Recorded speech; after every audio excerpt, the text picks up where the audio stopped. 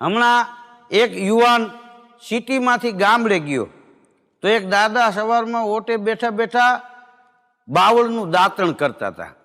તો એ યુવાને દાદાને કીધું કે દાદા હવે તમે જૂની વાત બધી ભૂલી જાઓ, અત્યારે હાઈફાઈ યુગ છે, ટૂથપેસ્ટ વાપરો જેમાં હલ્દી ને ચંદન ને તુલસી ને આવા અનેક ગુણ હોય છે.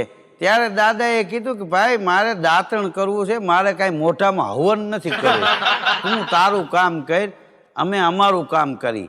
હમણાં એક નેતા ચૂંટણીનું ટાણું હતું અને ભાષણ કરતા હતા અને ભાષણમાં વાતો કરતા હતા. નેતાને તો ગમે ત્યાં ભાષણ જ કરવાનું હોય.